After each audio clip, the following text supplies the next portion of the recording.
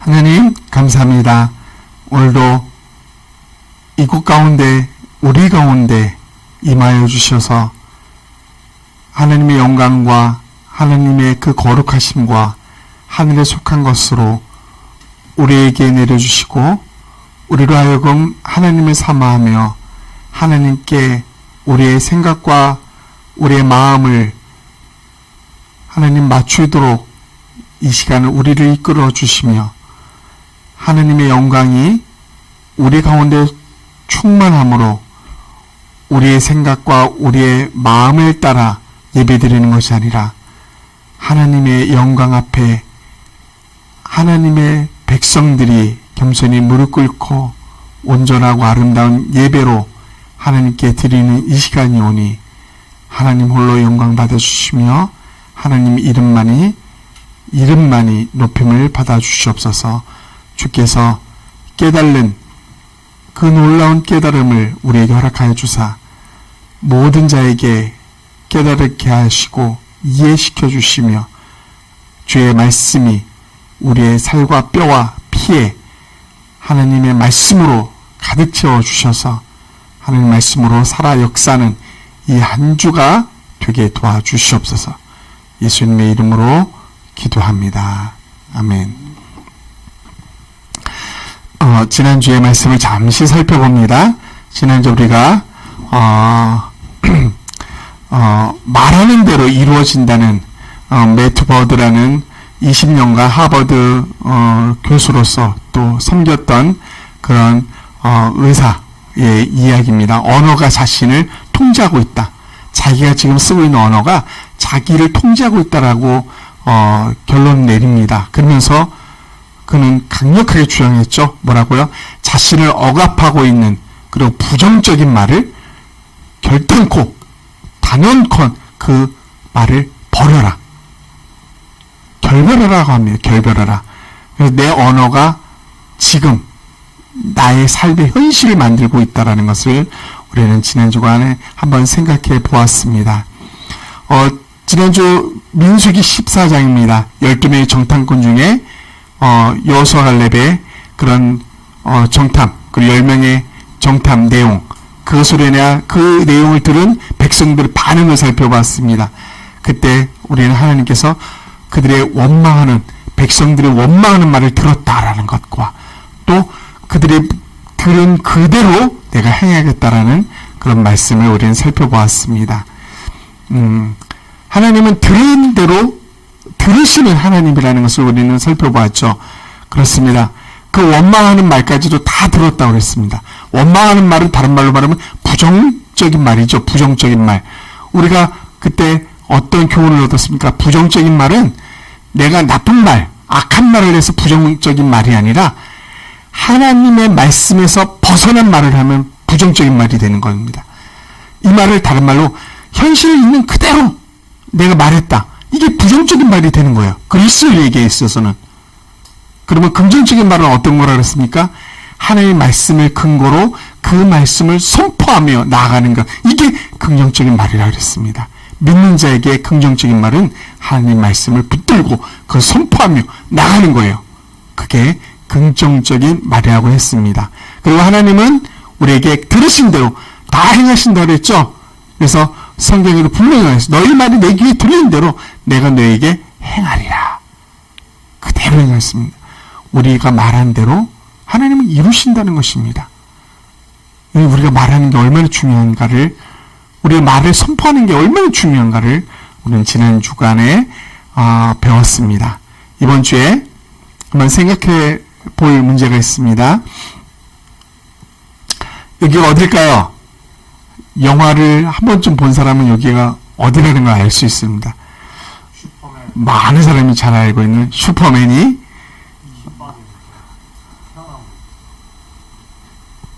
기지의 기지.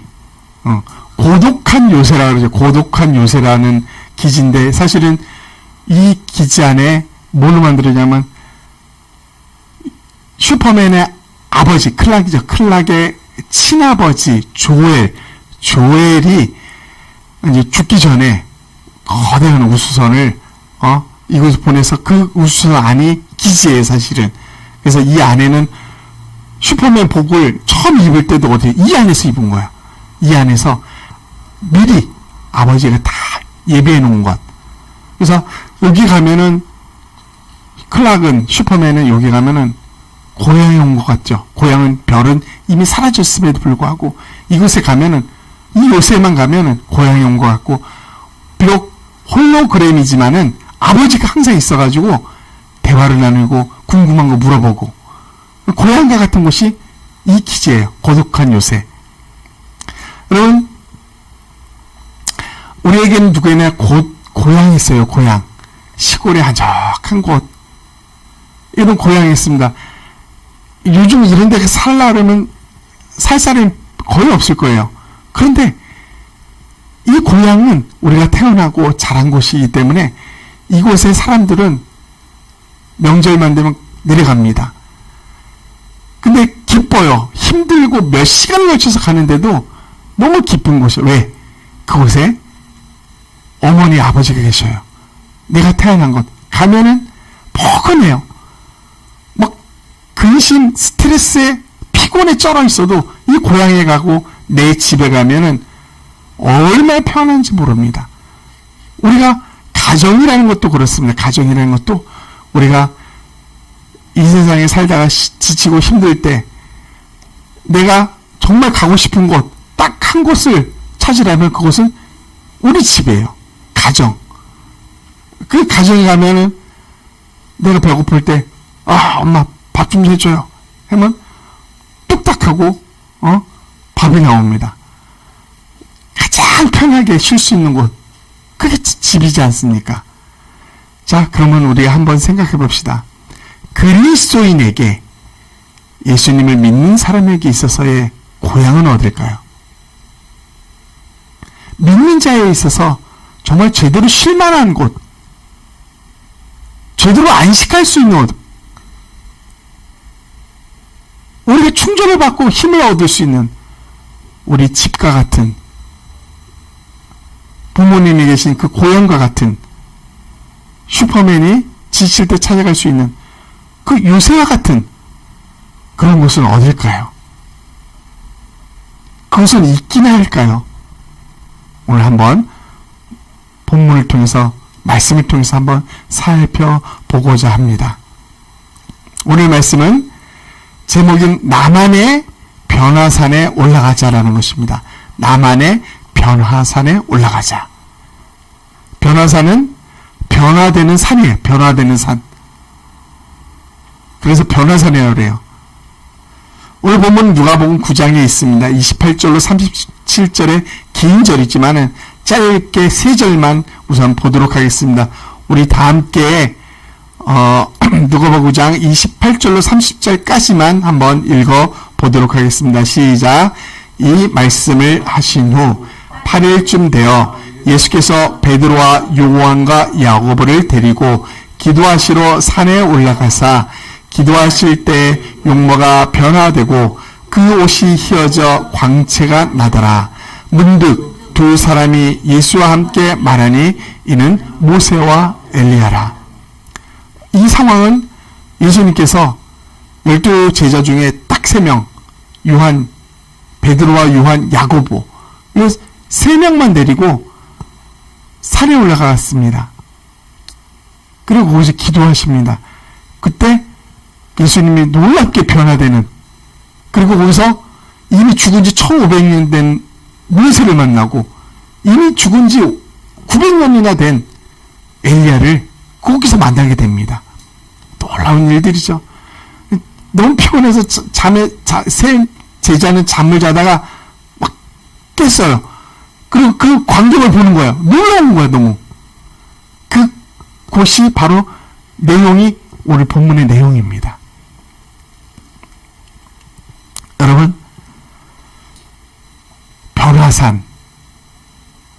변화산은 예수님이 올라가서 기도했는데 놀랍게 변화된 옷이 완전히 막 이 세상의 옷이 아니었던 광채로 빛나는 놀라운 변화가 있었어요. 이미 죽은 지 1500년, 900년이 된 모세와 엘리야를 만나는 역사가 일어났던 곳이 이 변호산이었습니다. 여러분, 우리가 한번 생각해 봅시다. 예수님이 사역 중에 자주 찾으신 곳, 그것은 어딜까요? 사역을 잘하고 계시다가 갑자기 대중으로부터 떠나서 찾은 곳이 있어요. 예수님께서.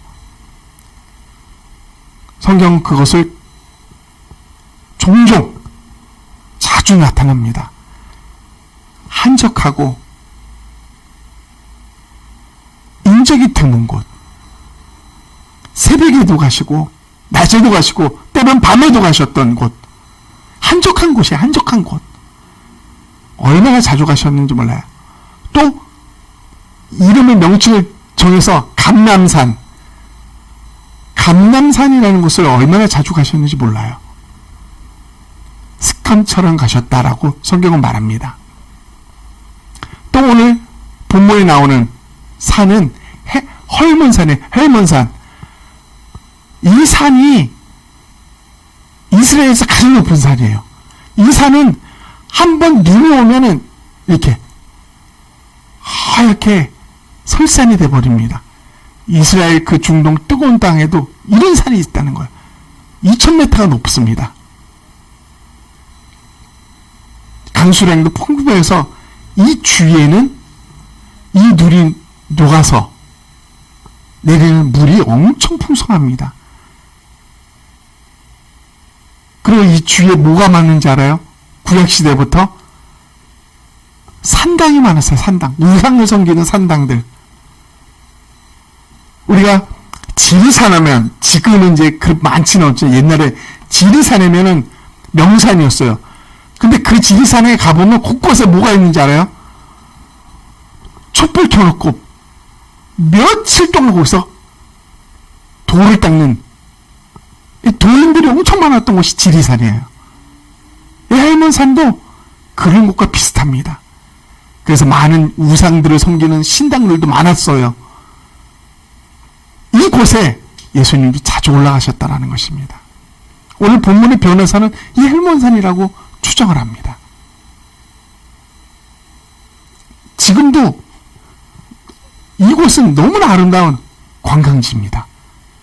강수량도 풍부하고 물이 끊임없이 내려와서 물의 근원이죠. 이스라엘 물줄기의 근원이라고 할 수 있는 이곳에 오늘 본문도 찾아갔습니다. 예수님이요. 자, 왜 가셨을까요? 왜 예수님은 열심히 사역하시다가 한적한 곳, 인적이 드문 곳에 가셨을까요? 특별히 오늘은 3명의 제자를 데리고 함께 가셨다는 것입니다. 오늘 본문은 말합니다. 이 말씀을 하신 후 8일쯤 되어, 그러니까 이 말을 하셨다라는 이 말은 뭐냐면, 사람들이 나를 누구라 하냐니까 벨리아라 누구라 합니다. 그러니까 너희는 나를 누구라 하느냐 했더니 베드로가 뭐라 그랬어요? 주는 그리스도요 살아계신 하나님의 아들입니다라고 고백을 합니다. 그러면서 예수님은 이 말을 아무에게도 하지 말라 하시면서 죽는 자, 나를 위해 죽는 자는 살 것이다. 이런 말을 하시고 나서 8일 후에 예수님은 베드로, 요한, 야고보를 데리고 이 산에 올라갑니다. 헬몬산에 올라갑니다. 뭐하러요? 기도하러 갔다라고 말합니다. 산기도? 부르짖는 기도일까요? 왜 산에 가서 기도할까요? 우린 궁금합니다. 한적한 곳에서의 기도가 과연 무엇일까요? 한적한 곳에서의 기도. 사람이 없는 곳에서의 기도가 무슨 의미가 있을까요? 왜 예수님이 이것을 자주 하셨을까요? 우리는 이것을 알아야 됩니다. 여러분, 예수님은 놀랍게도 가는 곳마다 사람들이 들끓었습니다. 따라오고 모이고 열광했던 것입니다. 성공적으로 열정적으로 집중하여 사역하다가 갑자기 예수님은 그 사람들을 떠나서 물러납니다. 하던 일을 중단하고 물러남. 그 한적한 기도의 의미, 이것입니다. 물러나는 거예요. 왜 물러났을까요? 그냥 열심히 수없이 많은 사람들이 예수님을 찾고 기다리고 있는데 왜 물러났을까요? 한적한 곳의 기도란 많은 사람들과의 만남을 중단하고 뒤로 물러서서 누구와의 만남이니까 나와 하나님과의 단 둘의 만남이었다라는 것입니다. 한적한 곳이라는 것은 하나님과 나만의 만나는 그런 장소요, 그런 곳이었다라는 것입니다. 이게 사실은 예수님도 그런 게 필요할까? 필요했다라는 것입니다. 그래도 우리에게는요, 두말할 나위가 없죠. 이 세상을 살아가고 있는 우리에게 하던 일들을 중단하고 뒤로 물러서 나와 하나님과의 관계를, 그 둘만의 관계 속으로 들어가는 것은 우리에게 절대적으로 필요한 것이죠. 그렇게 하나님과 나만의 둘만의 관계 속에서 무엇을 찾습니까? 나의 생각, 나의 이 중심, 나의 마음, 나의 관점이 하나님께로만 향해 있는, 하나님께 초점이 맞춰져 있도록 그런 시간들을 보낸다는 것입니다. 우리에게 이게 얼마나 필요한지 모르겠습니다. 우리도 물러서야 합니다. 하는 일을 중단할 때가 있어야 됩니다. 그리고 하나님과 나만의 시간이 필요하다는 것입니다. 이 세상에 너무 푹 빠져 있으면 하나님이 멀어지는데도 그것을 감지하지 못할 때가 얼마나 많은지 모릅니다. 그래서 한적한 곳에 가서 하나님과의 둘만의 시간을 갖고 내 생각, 내가 살아가고 있는 이 현실에 내 관점을 하나님께 초점을 맞추는 그런 정비하는 시간들, 영적으로 정비하는 시간, 이것을 다른 말로 충전하는 시간들이 우리에게 절대적으로 필요하다는 것입니다. 이것을 예수님은 너무나 자주 하셨다는 것입니다. 너무나 자주. 그냥 부르짖어서 기도하면 하는 것, 그것만이 아니었다는 것입니다. 핵심은 하나님과의 깊은 교제, 이거였다는 것입니다. 그것이 변화산을 비롯한 예수님께서 한적한 곳에 가신 근본적인 이유였던 것입니다. 그렇다면 한적한 곳에서 기도할 때 어떤 일이 일어날까요? 한적한 곳에서 기도할 때 어떤 일들이 과연 일어날까요? 가장 놀라운 일은 이것입니다. 하나님의 임재, 하나님의 임재가 나타난다는 것입니다. 하나님의 임재가 없다면은 한적한 곳에서의 기도는 의미 없습니다.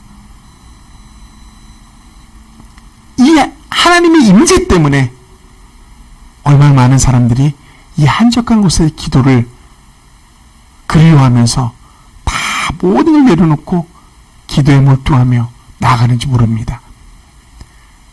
오늘 본문에도 분명히 말하고 있습니다. 기도하실 때 용모가 변화되고 그것이 휘어져 광채가 나더라. 어떤 현상입니까? 예수님의 몸이 광채가 나면서 용모가 모양도 옷도 다 변합니다. 뭐로? 하나님의 영광으로 휩싸인 그 놀라운 현상이 벌어지고 있습니다. 또 모세와 엘리야가 갑자기 나타나서 어떻게 영광 중에 나타나서라고 말합니다. 영광 중에 나타나서 하나님의 영광이 가득한 곳에 모세와 엘리야가 1500년 전에 죽은 그 모세가 900년 전에 죽었던 그 엘리야가 나타나서 예수님과 대화를 나눈다고 있습니다. 또 너무 피곤해서 졸다가 깨어난 제자들이 뭐라고 말합니까? 깊이 졸다가 온전히 깨어나 예수의 영광과 함께 선 두 사람을 보더니, 예수의 영광과 함께 선 모세와 엘리야를 보게 된다는 것입니다. 베드로도 봤다는 것입니다. 그 영광 중에 있는 예수님, 영광 속에 있는 모세와 엘리야를. 이것은 무엇을 말합니까? 한적한 곳의 기도라는 것은 그리 단순하지 않습니다. 하나님의 임재가 있는, 하나님과의 깊은 교제가 있는, 하나님을 만나는 그런 놀라운 하나님의 영광이 있는, 하나님의 임재가 있는 만남이었다라는 것입니다. 여러분, 모세가 40년 동안 왕자, 이집트 왕자의 삶을 살았어요. 40세까지. 그리고 나머지 40년 동안 어디서 살았어요? 광야에서 살았어요. 양치기로 살았어요. 40년간. 80세 되던 어느 날, 그전처럼 양을 치고 있는데, 저 멀리에 떨기나무에서 갑자기 불이 나는데, 신기한 일이 벌어집니다. 분명히 불이 났는데, 타지가 나요. 나무는 멀쩡한데, 불꽃만 이게 뭐야? 하면서, 모세 가까이 갑니다. 그러니까 예수님이, 그 떨기 중에서 하나님이 말씀입니다. 모세, 여기는 거룩한 땅이니, 네 신발을 벗어라. 가까이 오지 말라. 놀라운 일이 벌어집니다. 그리고 바울도 이제 예수를 믿는 사람을 내가 다 잡겠다, 감옥에 쳐넣겠다 라고 굳은 의지를 가지고 다메섹 도상을 가다가 놀라운 일이 벌어집니다. 하늘에서 엄청난 빛이 바울에게 임합니다. 그리고 그는 하나님 음성을 듣고 눈이 멀게 됩니다. 그때 이런 말을 합니다. 사울이 길을 가다가 다메섹에 가까이 이르더니 호련히 하늘로부터 빛이 그를 둘러 비추는지라. 이 빛이 무엇입니까? 하나님의 영광이라는 것입니다. 하나님의 영광은, 하나님의 임재는 우리에게 이 세상에 절대 일어날 수 없는 그런 일이 아니라는 것입니다. 하나님의 임재, 그분의 영광은 종종 우리에게 나타나기도 합니다. 하나님을 믿는 자들을 잡으러 가려고 했던 사울에게조차도 나타났다는 것입니다. 그게 하나님의 임재에 하나님의 영광이 나타난 것입니다. 아까 말했던 호렙산의 모세에게 나타난 떨기나무에게도 나타납니다. 여호와의 사자가 떨기나무 가운데로부터 나오는 불꽃 안에서 그에게 나타나시니라. 하나님의 영광이 나타나는 것입니다. 이 영광이 나타나면 타지 않습니다. 기독교 역사를 보면 또 정말 극심한 핍박이 있는 지역, 인도네시아 이런 지역의 역사를 보면요, 분명히 교회에서 모여서 사람들이 기도를 하는데 사람들이 몰려들어요. 왜? 불이 났다고. 저 교회 불이 났다고 어떡하냐고. 근데 교회가 타지 않습니다. 뭐예요?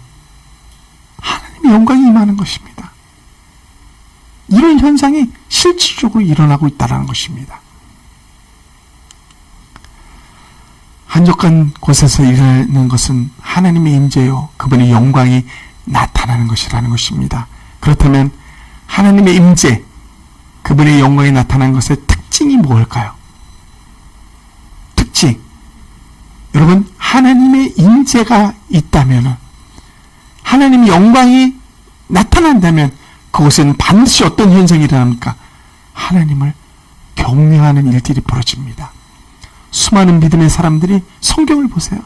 하나님의 영광이 임재했을 때 바로 그들은 무릎을 꿇고 하나님께 경외하며 하나님 앞에 압도당하는 역사가 일어났습니다.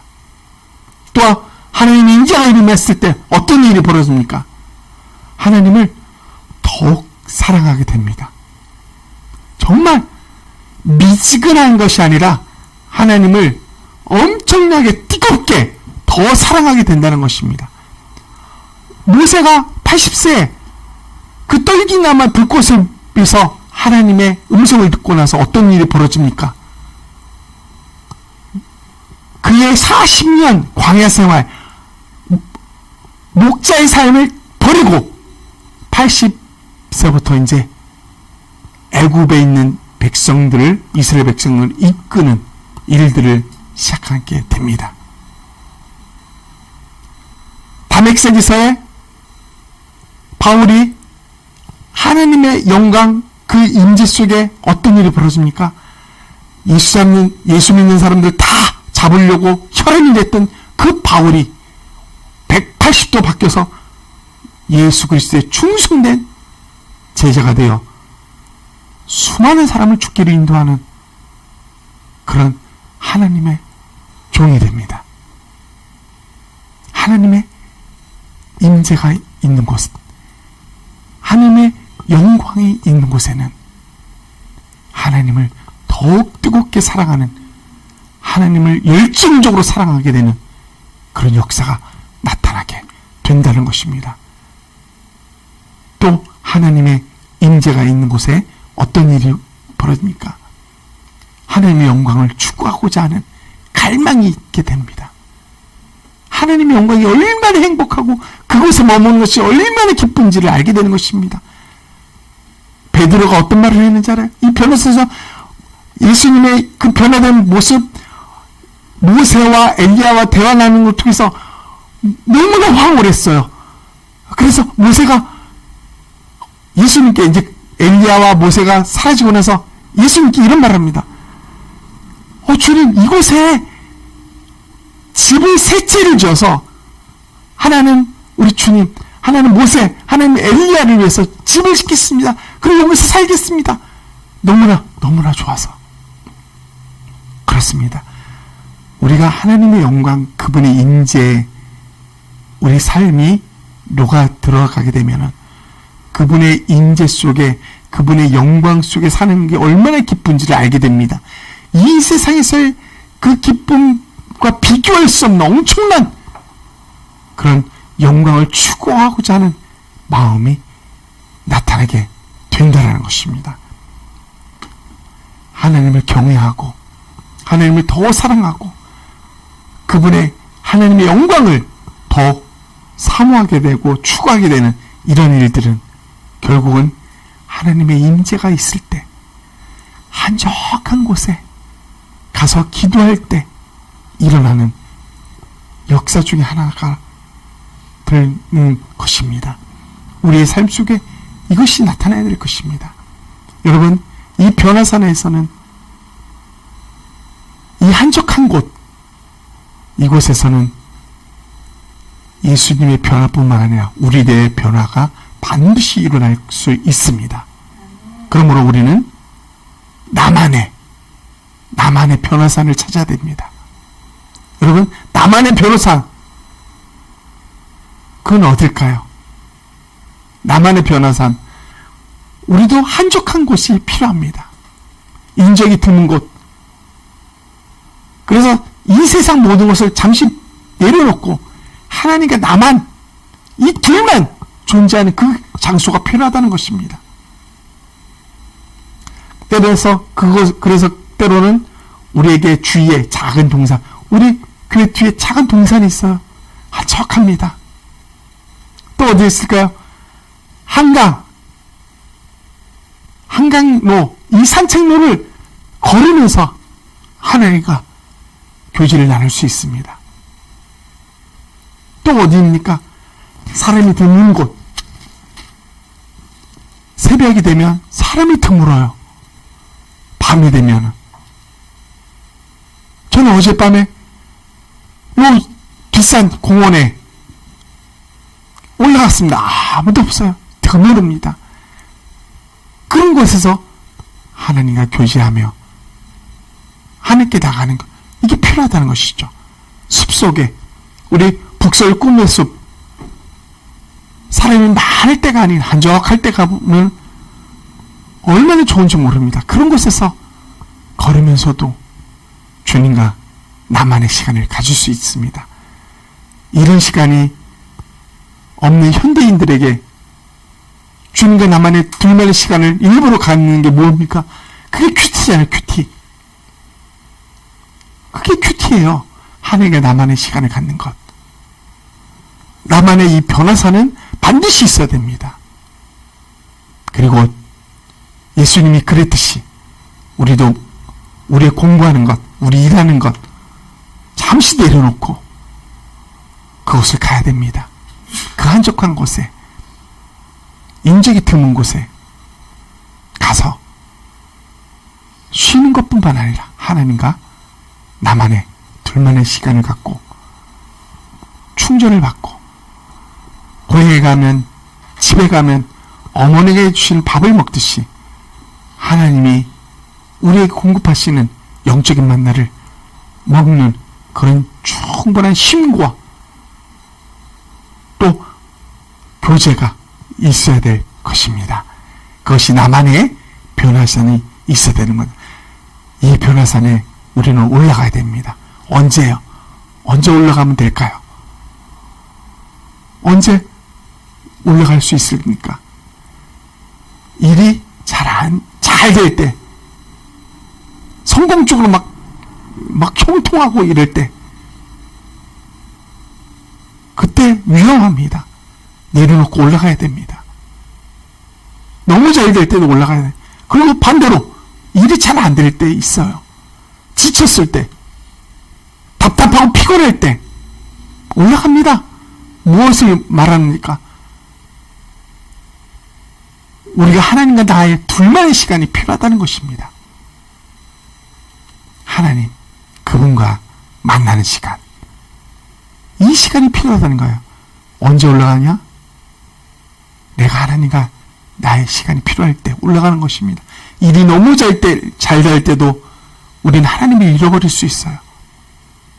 일이 너무 안 돼서 근심이 걱정에 쌓여 있을 때도 우리는 하나님을 멀리할 수 있습니다.